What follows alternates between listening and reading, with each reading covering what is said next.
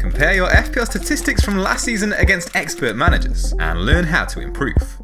Build the optimal squad for next season using artificial intelligence combined with Opta statistics. Uncover the team reveal of last season's top 1k FPL managers and start next season with success. Get your unfair advantage next season using the most advanced artificial intelligence platform for FPL. Click the link below or head over to fantasyfootballfix.com/preseason to get started.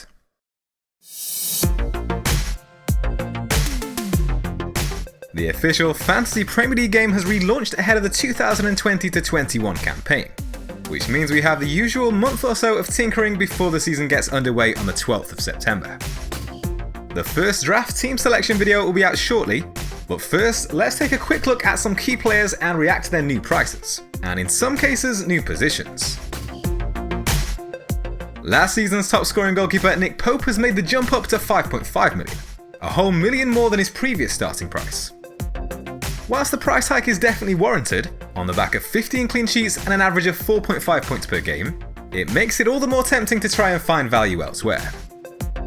Brighton's Matt Ryan and Southampton's Alex McCarthy look set to be the favourites in the 4.5 bracket. They're the only two keepers in that price range to earn over 100 points last season. Aston Villa's Tom Heaton could also come into contention once he makes a recovery from his knee injury.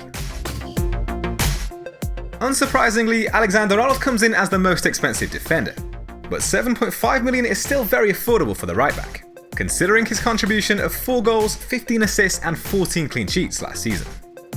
It's just 0.5 more than his starting price last time around. Doherty has also been generously priced at 6 million, despite ending last season at 6.5. No FPL defender had as many as his 11 big chances, his 32 shots in the box, or his 16 efforts on target during the campaign. But an injury to Johnny on the opposite flank for Wolves could see Vinagre emerge as a cheaper alternative for the start of the new season, priced at just 4.5 million. Man United's Maguire and Wan-Bissaka could provide value at 5.5 if they can maintain their form from the end of last season. They kept 5 clean sheets in the final 8 matches, with only Man City able to match that tally.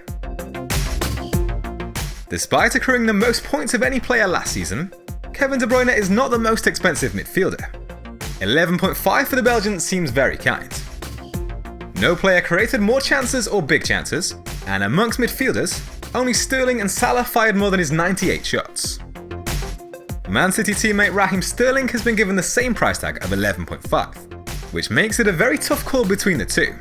The explosiveness of Sterling versus the consistency of De Bruyne. Salah, Mane and a newly reclassified Aubameyang make up the 3 most expensive midfielders, and most expensive players across all positions in fact, at £12 million. There were only 12 FPL points separating the Liverpool duo last season, but that's now 3 consecutive seasons where the Egyptian has outscored his teammate. It's interesting to see the Arsenal talisman make the switch to midfield. He will of course benefit from the extra points for goals and clean sheets, but the £1 million price increase balances that out somewhat.